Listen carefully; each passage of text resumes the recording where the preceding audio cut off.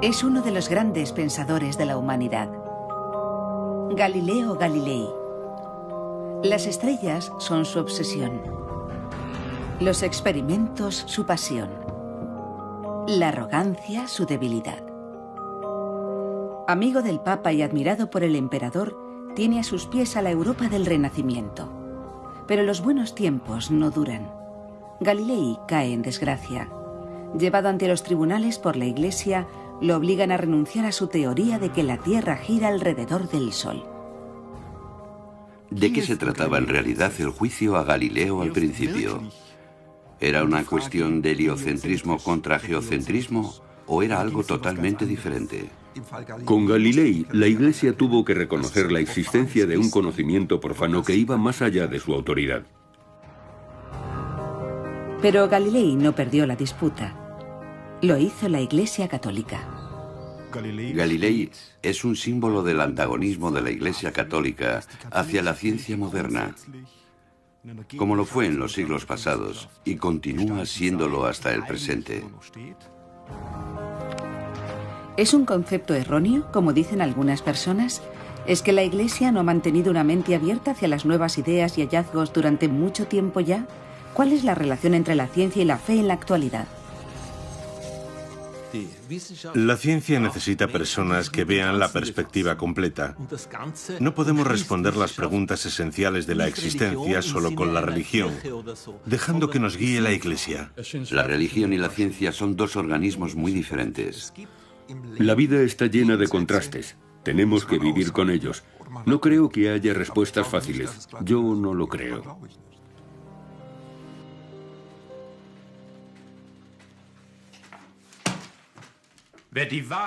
Aquel que no conoce la verdad es un necio. Pero quien conociéndola dice que es mentira, es un criminal.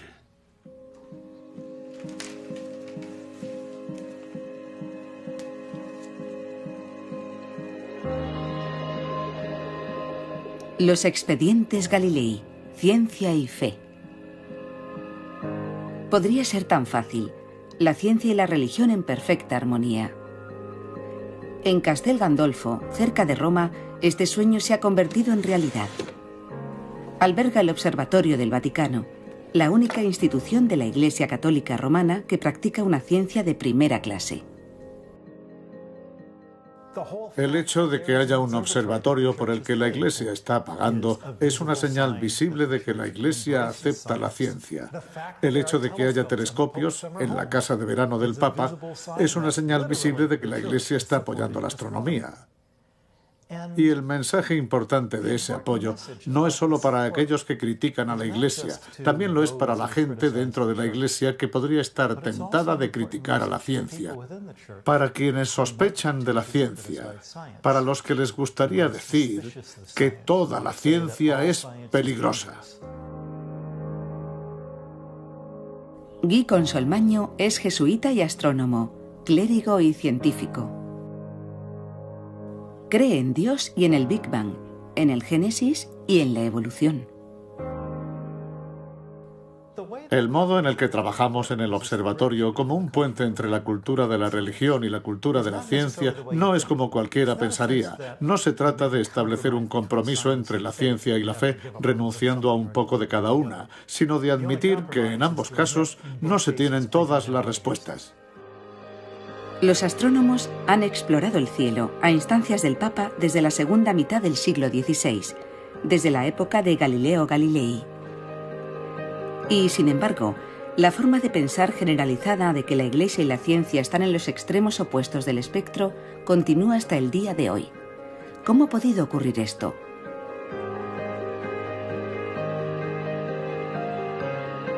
En la Universidad Wilhelms en Münster, Alemania, los investigadores han estado explorando algunos de los documentos más misteriosos de la humanidad.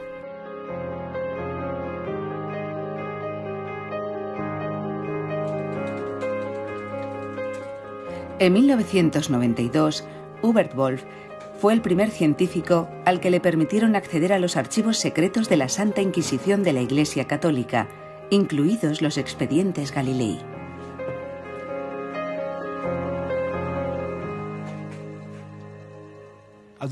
Nadie creía que la Iglesia abriría en algún momento los archivos de la Inquisición. Fue emocionante para el mundo científico. Poder leer ese material 6 años antes de que Juan Pablo II abriera el archivo oficialmente en 1998 fue muy importante. Y no solo por los expedientes Galilei, había mucho más.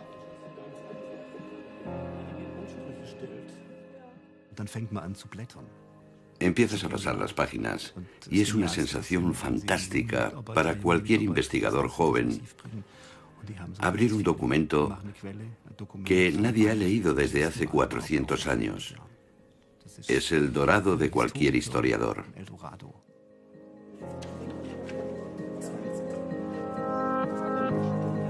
Nada ha dañado más la reputación de la Iglesia Católica que el caso Galilei. Galilei es el mártir de la ciencia libre, la Iglesia un reducto de intolerancia. Una imagen que ha sido implantada en nuestra conciencia durante casi 400 años.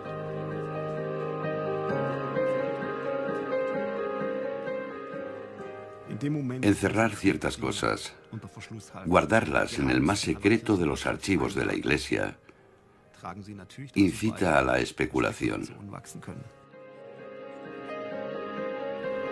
Hubert Wolf está convencido de que estos expedientes cuentan una historia muy diferente.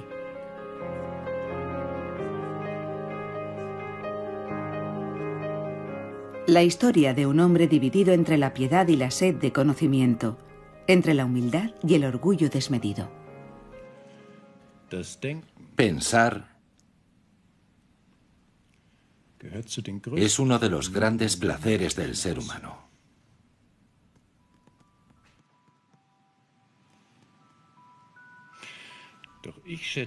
Pero yo valoro más encontrar una verdad singular, aunque sea insignificante,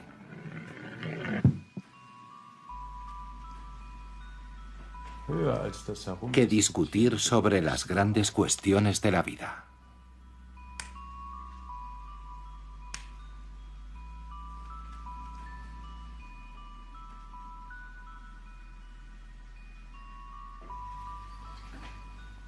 La curiosidad es siempre el factor más importante cuando nos enfrentamos a un problema que queremos resolver. La naturaleza es la maestra del joven Galileo Galilei. Dibuja lo que ve, hace cálculos, realiza pruebas. Se convierte en el padre del experimento físico. Galileo dibuja planos de fortalezas, además de horóscopos. Quedarse sentado filosofando no es suficiente para él.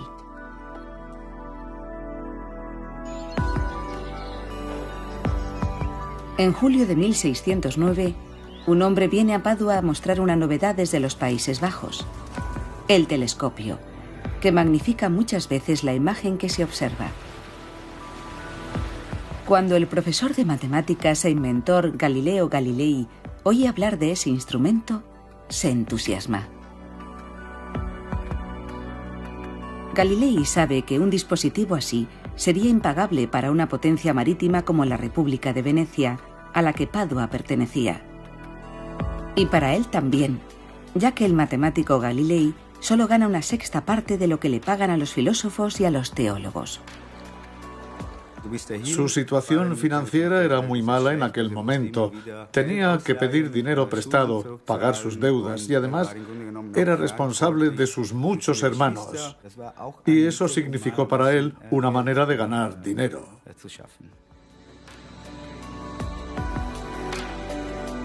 Galileo quiere construir y vender el telescopio él mismo como un arma de guerra.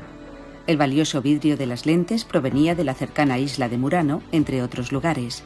Galileo empieza a manufacturar prototipos en su taller y se los ofrece al Dux de Venecia.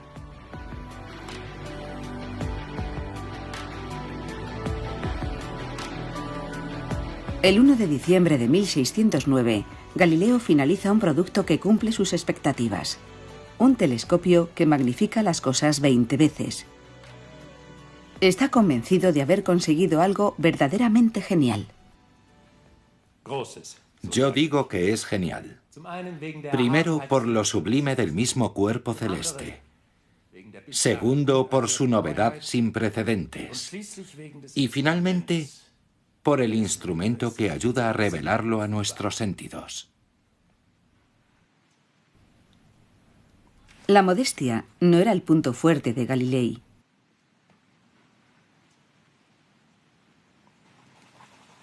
Pero esta vez tenía razón. Eso marca el comienzo de la astronomía moderna. Y mirar a la luna produce un gran impacto. Ahora todo el mundo puede estar seguro de que la superficie de la luna no es plácida y lisa en absoluto, sino más bien accidentada y desigual, muy parecida a la faz de la Tierra. Tiene grandes elevaciones, curvas y profundos hoyos.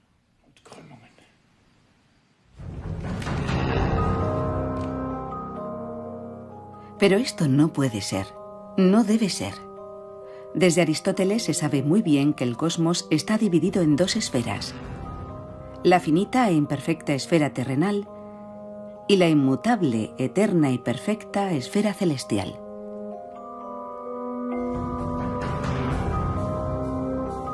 Si estas dos esferas, cielo y tierra, fuesen las dos imperfectas, el caos seguramente descendería sobre todo lo que antes estaba en orden. La provocación causada por Galileo no afectó a la Biblia. Fue más bien una afrenta a la metafísica de Aristóteles. En la cosmología aristotélica, la Tierra está en el centro, y Galileo lo que hace es destruir ese punto de vista.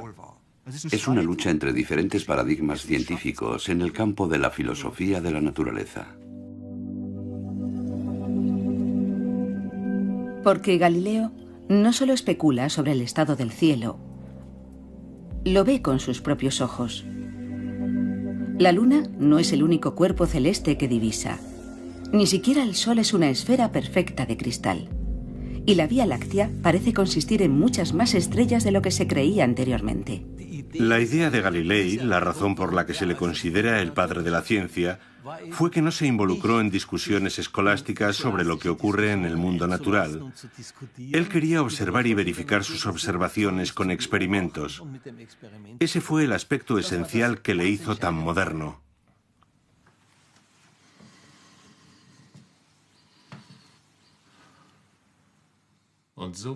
E igual que las maravillas sin fin no cesan, yo estoy lleno de eterna gratitud a Dios, porque me ha elegido a mí para ser el primer observador de estas cosas admirables que han sido un misterio durante siglos.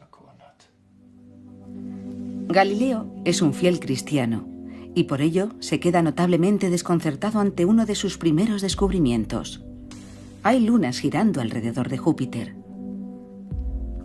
Porque en aquellos tiempos, el concepto del mundo de Ptolomeo se imponía sin cuestionamiento alguno, y según su punto de vista, todos los planetas, incluido el Sol, giran alrededor de la Tierra y solo de la Tierra. La observación de Galilei parece refutar este concepto. Él ya había dudado de Ptolomeo durante algún tiempo, pero había elegido no compartir sus dudas con otros. Aunque redacté muchas explicaciones y refutaciones, no me atrevía a hacerlas públicas, disuadido por el destino de nuestro maestro Copérnico. Aunque alcanzó una gloria inmortal ante algunos, muchos otros, ya que tal es el número de necios, se rieron de él y le despreciaron. Son sobre todo otros científicos los que no creen en las observaciones de Galileo.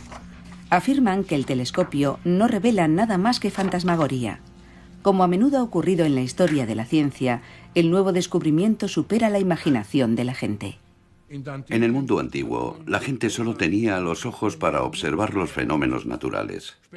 Más tarde, los telescopios ampliaron nuestros horizontes. Luego llegaron los microscopios seguidos de los microscopios electrónicos y nuestros horizontes han continuado expandiéndose.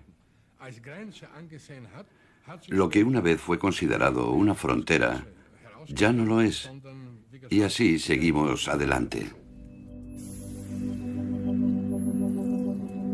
Observando, recogiendo datos, evaluando, Galileo Galilei estableció los métodos de la ciencia moderna. Con estos métodos, nuestro conocimiento del universo ha aumentado constantemente. Y ante esto, parece que Dios ha caído en el olvido. Aunque las ciencias naturales no abordan a Dios, el conocimiento que hemos adquirido a través de ellas en estos últimos siglos ha socavado de manera considerable la creencia en un Dios tradicional. Por cierto, uno de los peligros de intentar integrar ciencia y religión es lo que a menudo se llama el Dios de los vacíos. Esto apareció en los tiempos de Newton y en la Ilustración. Hubo muchas cosas que Newton no pudo explicar, así que dijo, esta es la prueba de Dios, necesito a Dios para explicar estas cosas. 100 años más tarde, Laplace descubrió mejores ecuaciones y dijo, no necesité a Dios para eso, supongo que no lo necesito. El Big Bang. Así es como parece que empezó todo. Una gigantesca explosión que creó no solo la materia, sino el espacio y el tiempo mismos. Los investigadores sitúan la edad del universo, con un margen de error de 400.000 años, en 15.000 millones de años. Una cifra que abruma la mente.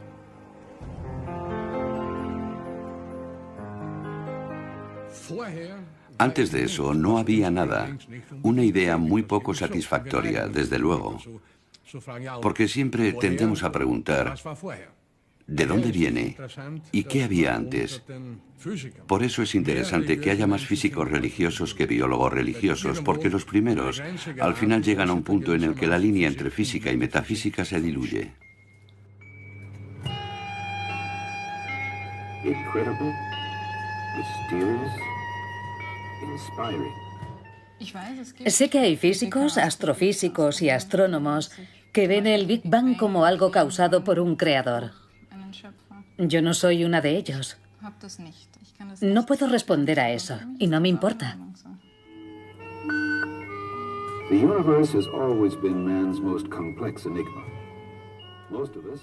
Ulrike Kuchner es astrofísica. Su fascinación por el cielo estrellado comenzó cuando visitó el Observatorio de California, siendo una niña, y se compró un paquete de diapositivas en la tienda de regalos.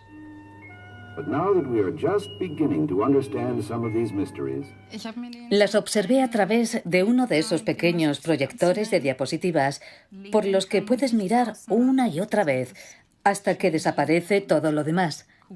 Había preciosas nebulosas y cúmulos globulares. Un saco de diamantes, como una amiga mía lo llamó una vez. Te pierdes ahí dentro al observarlo. Sí. Ulrike explora el comportamiento de los grupos de galaxias. Los datos medidos por los mayores telescopios del mundo forman la base de su trabajo.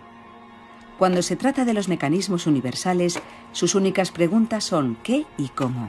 Nunca por qué. Esto es lo que define la línea entre la ciencia y la fe en la actualidad.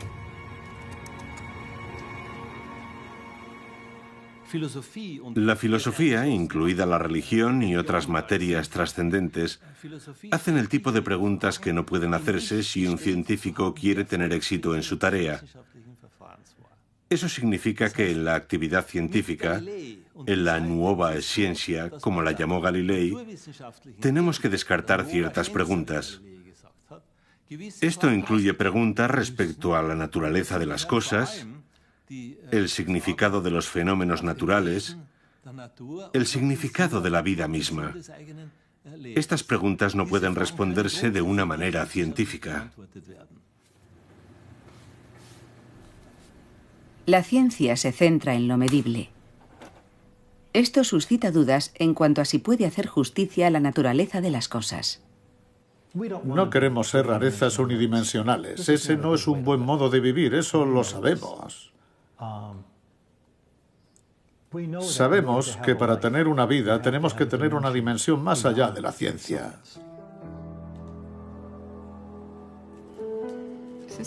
Es solo luz. Y sin embargo es la luz que proviene de galaxias remotas. Solo el hecho de que esta luz puede haber viajado durante miles de millones de años afecta a nuestra imagen. La luz de las estrellas, hecha visible por los datos medidos. Pero la científica Ulrike Kuchner convierte estos datos en arte, añadiendo así una nueva dimensión a su trabajo.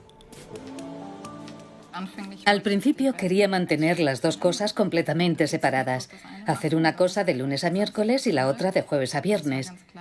Pero pronto comprendí que eso era imposible, que soy una persona y necesitaba y quería combinar las dos cosas para crear algo nuevo.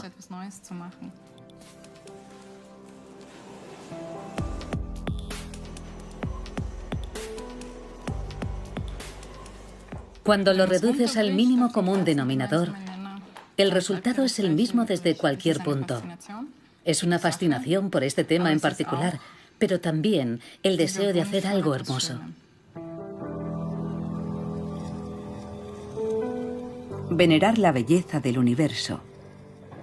Ese es el punto en el que se encuentran la razón y la religión. Valorar y amar al universo es la verdadera motivación para hacer ciencia y entender cómo funciona. Esto es cierto para cualquiera que se dedique a la ciencia.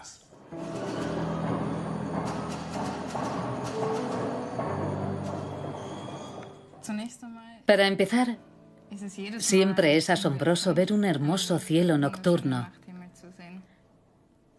Aunque trabaje en ello a diario, el cielo por la noche nunca deja de impresionarme.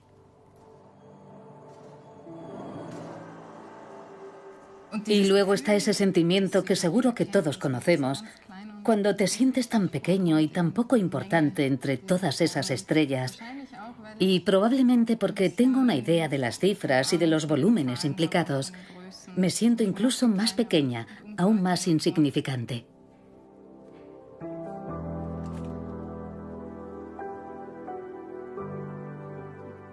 Durante siglos, explicar los cielos fue un asunto de la filosofía y de la religión, hasta que Galileo dirigió el telescopio hacia las estrellas y empezó a hacer preguntas nuevas.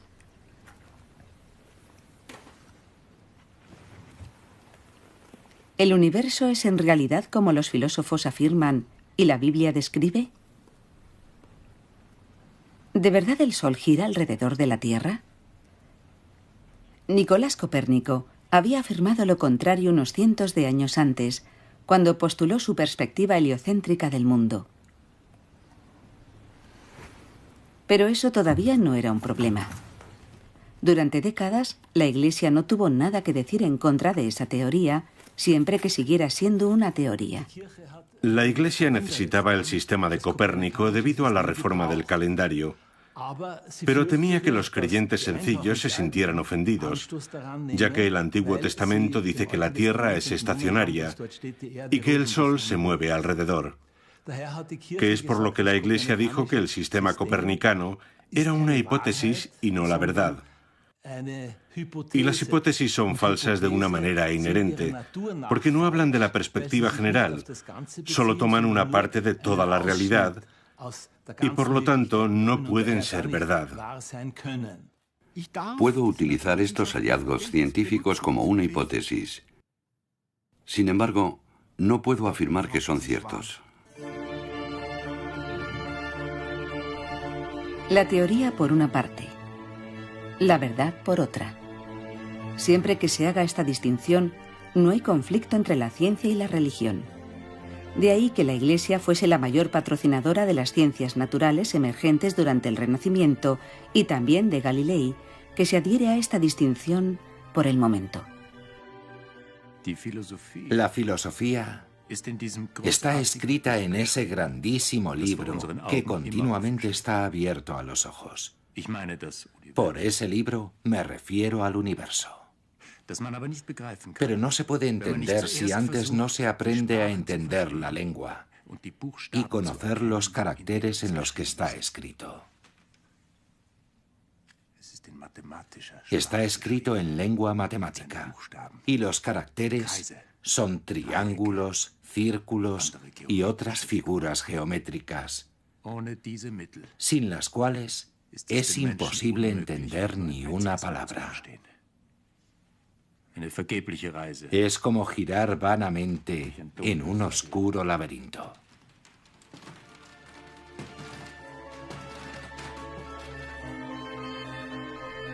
La luna no es inmaculada. Hay más estrellas de las que se asumió previamente, y hay otros cuerpos celestes que no giran alrededor de la Tierra. Galileo escribe sus descubrimientos en Padua. En marzo de 1610 se publica un pequeño folleto, Siderius Nuncius, el mensaje de las estrellas, una bomba.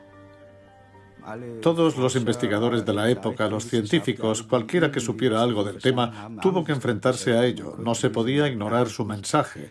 Era el científico más importante de aquellos tiempos. En Florencia, Galilei llega a lo más alto. El gran duque de la Toscana le nombra primer matemático y filósofo. Los cardenales exigen ver el telescopio, y el Papa Pablo V le concede una audiencia privada.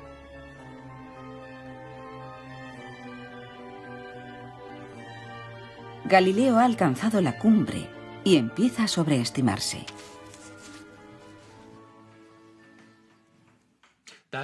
Ya que dos verdades no pueden contradecirse nunca la una a la otra, es tarea del intérprete sabio encontrar el verdadero significado de esos pasajes de la Biblia que corresponden a las leyes de la naturaleza.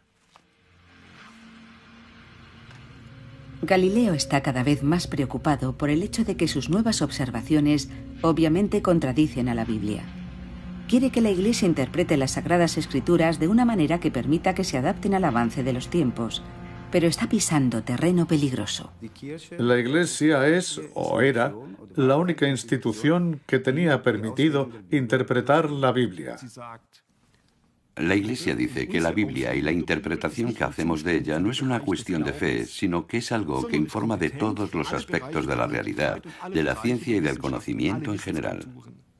Y eso plantea una verdadera amenaza, porque si cualquier Galilei podía aparecer y empezar a reinterpretar ciertos pasajes, o incluso la Biblia al completo, y tener éxito en la tarea, la Iglesia perdería toda su autoridad. ¿Qué tiene permitido hacer la ciencia?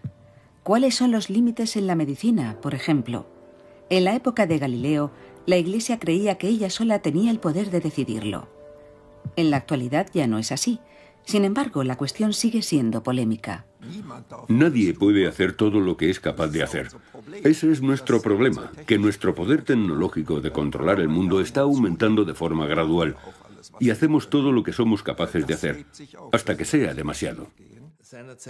Hablando de la bomba nuclear, Edward Teller, uno de los grandes defensores del armamento nuclear, dijo una vez: la ciencia tiene permitido hacer cualquier cosa. Cómo se aplican esos descubrimientos, tiene que decidirlo la sociedad.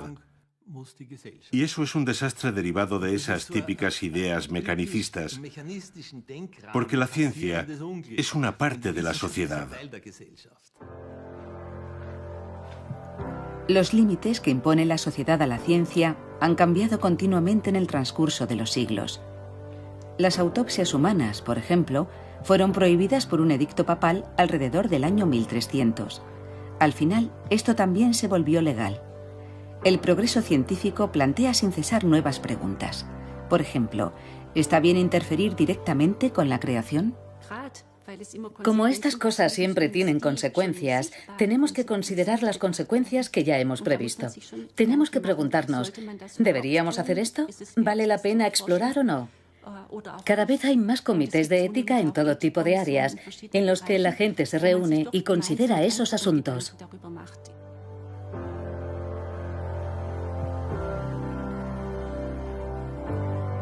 El sótano del Museo de Historia Natural en Viena.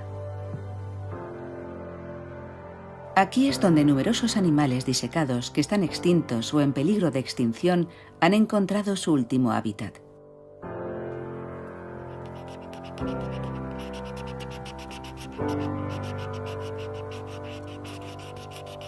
Los rinocerontes de Java ya apenas pueden encontrarse en la naturaleza. En tales casos, Lo único que los científicos pueden hacer es conservar el material genético del animal para un futuro incierto.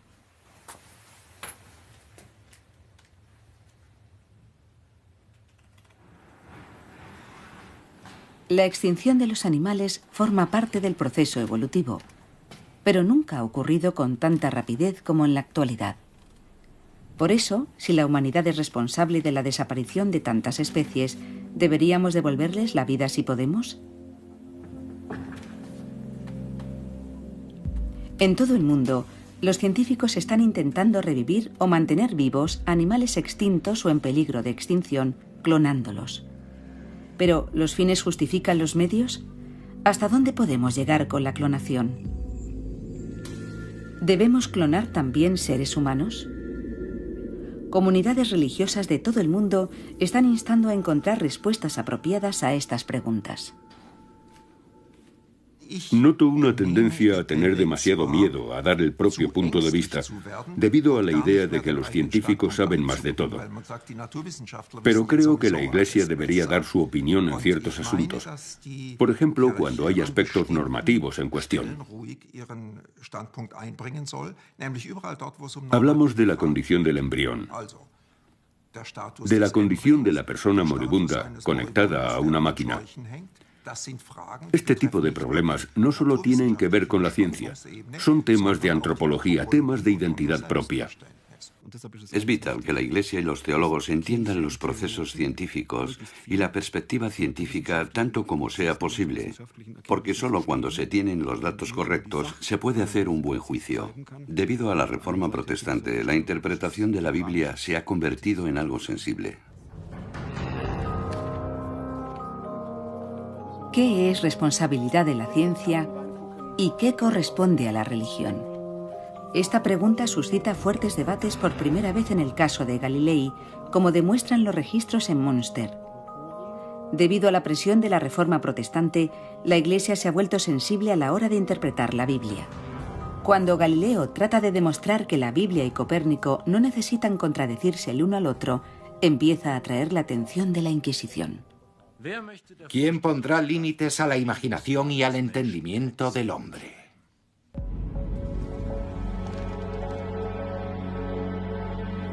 En 1616, los partidarios de la línea dura en Roma imponen su punto de vista en esta batalla. 73 años después de su publicación, la Inquisición pone la obra principal de Copérnico en el índice de libros prohibidos.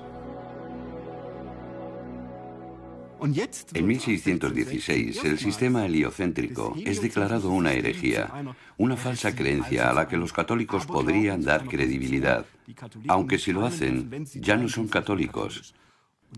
Y sobre esta base, el heliocentrismo puede ser perseguido. Galilei se entrometió en la interpretación de la Biblia, y es por eso por lo que recibió un cañonazo de advertencia de la Inquisición. Mientras trato de demostrar, hasta donde soy capaz, que podrían estar equivocados, me están haciendo callar y me ordenan no dedicarme a las Santas Escrituras. A Galileo se le prohíbe defender a Copérnico de una vez por todas. Si no cumple esta exigencia, recibirá algo más que una mera reprimenda. Se retira a su propiedad cerca de Florencia. Siguen unos años de paz y tranquilidad.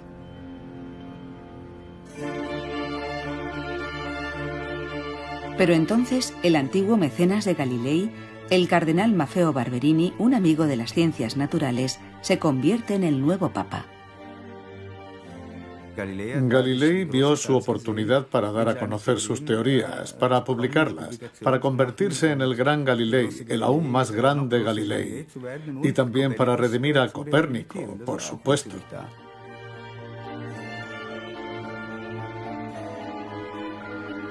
Galileo comienza la obra de su vida, el diálogo entre los principales sistemas del mundo.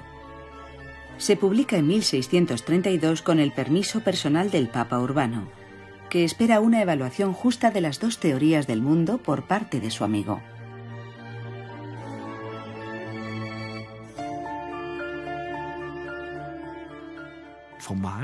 Formalmente, eso es exactamente lo que es. Pero en realidad es algo totalmente diferente. Una ingeniosa defensa del sistema heliocéntrico. Al mismo tiempo, ridiculiza a todos los que están a favor del sistema geocéntrico. Ese es el punto esencial del libro. Si eres geocéntrico, eres idiota. La otra parte que no estamos habituados a ver es que Galilei disfrutaba provocando a la gente. Si no hubiera provocado tanto, si se hubiera comportado con un poco más de inteligencia y prudencia, y hubiera preservado esas simpatías que existían hacia él en el Vaticano, entre los jesuitas, el escándalo podría haberse evitado. El Papa está indignado y la Inquisición lleva a juicio a Galileo. Es obligado a retractarse el 22 de junio de 1633.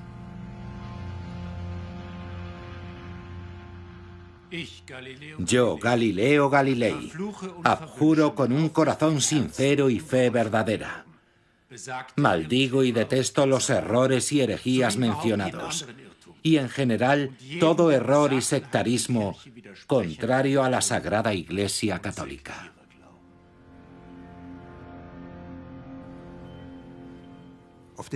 La Iglesia se desacreditó de una manera importante, no hay ninguna duda. No es su tarea decidir de manera autoritaria en asuntos de una naturaleza puramente física. La Iglesia tenía que admitirlo. Y ese fue un proceso doloroso. El caso de Galilei es el origen de la separación entre la ciencia y la Iglesia. Los siglos venideros pertenecerían a las ciencias naturales, a la Ilustración, que a veces parecía deificar a la ciencia misma. Voltaire habló de la nueva religión de la luz de Newton, que llevaba a los paganos hacia la iluminación. Al declarar la teoría de Newton un sacramento, Voltaire exigió que la ciencia ocupara el lugar que anteriormente había correspondido a la religión y a la Iglesia.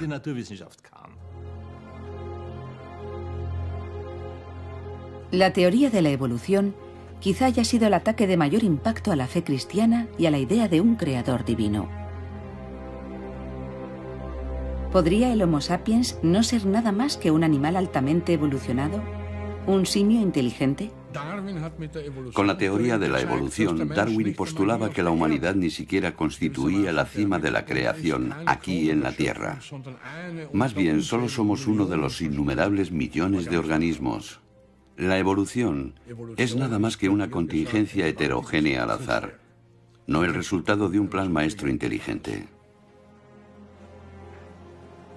Los investigadores que estudian el cerebro van incluso más lejos. Dicen que la fe religiosa es solo una ventaja evolutiva. Dios no es más que una construcción de nuestro cerebro, una ilusión, igual que la idea del libre albedrío. Una afirmación provocadora. El nuevo ateo cree que podemos explicarlo todo con la ayuda de la ciencia. Si aceptas esta teoría, tienes que aceptar también el ateísmo. Los defensores del diseño inteligente hacen lo mismo. Dicen que hay un Dios, y como este Dios no aparece en la biología debe estar equivocada, y por lo tanto hay que cambiarla. Creo que ambos lados cometen el mismo error, pero en los extremos opuestos del argumento.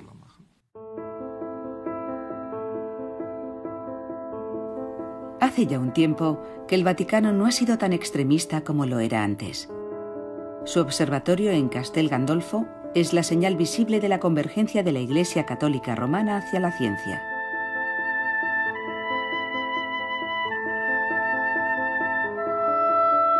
Un proceso que, no obstante, duró siglos.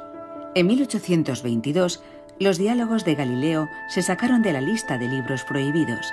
El Concilio Vaticano II, en 1965, demostró ser un verdadero punto de inflexión que estableció la autonomía de los asuntos mundanos. El ámbito del poder de la Iglesia quedó restringido a las cuestiones de la moralidad y de la fe.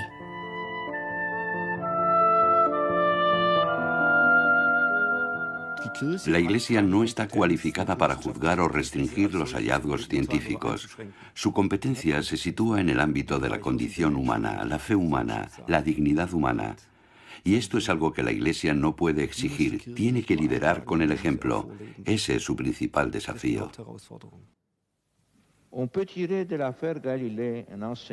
En 1992 se da el paso tanto tiempo esperado.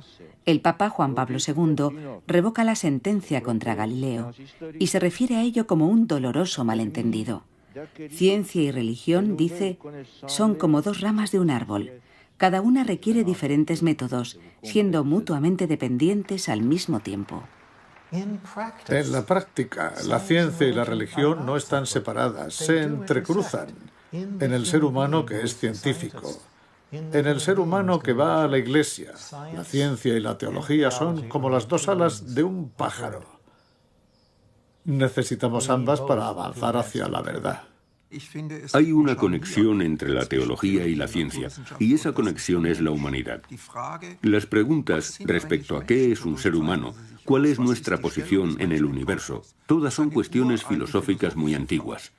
Y podemos responderlas de muchas maneras, de una manera materialista, de una manera budista, de una manera cristiana. Y también podemos preguntarnos cuál de esas respuestas nos proporciona un método para vivir una buena vida, porque esa es la clave. El caso de Galileo es un mito moderno. Él estableció la imagen de una iglesia hostil hacia la ciencia. En 1998, el cardenal Ratzinger, que se convirtió en el Papa Benedicto XVI, abrió los archivos secretos de la Inquisición. Ahora la investigación da una imagen matizada del modo en el que la Inquisición se enfrentó a las cuestiones científicas. Un científico tiene permitido defender una hipótesis. Eso está bien. Sin embargo, en cuanto empieza a relacionar una hipótesis científica con la Biblia de una manera u otra, hay un problema. Eso explica la extraña falta de científicos modernos en el índice de libros prohibidos. ¿Pensarías que si Galileo está en esa lista, entonces Darwin también tendría que haber estado, y Newton y Planck y muchos más? Pero Darwin no está en ella. Galileo Galilei evita la mazmorra de la Inquisición buscando refugio en el castillo de Sant'Angelo, donde le imponen arresto domiciliario. Le permiten seguir con su investigación, publicar y recibir a colegas científicos y admiradores de toda Europa en su villa de las afueras de Florencia. En el último año de su vida, ya anciano y ciego, dicta un legado científico radical. Todo conocimiento es provisional, hasta que se demuestre que está equivocado. Solo por el método de la observación podemos explorar las leyes de la naturaleza. Pero ningún hecho natural, ni siquiera el más simple, será entendido por completo por los teóricos.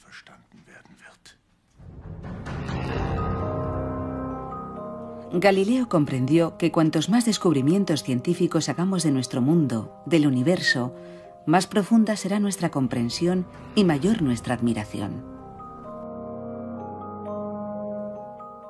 Los científicos saben que sus mejores descripciones siempre se quedarán obsoletas y serán superadas, y que nunca tendremos la respuesta final. Que el universo es siempre más complicado, más extraño y más maravilloso de lo que esperamos.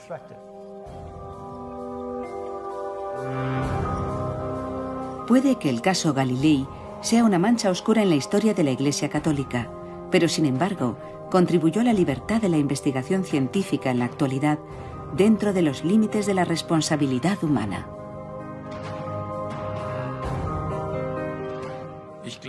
No me siento obligado a creer que un Dios que nos ha dotado de inteligencia, sentido común y raciocinio tuviera como objetivo privarnos de su uso.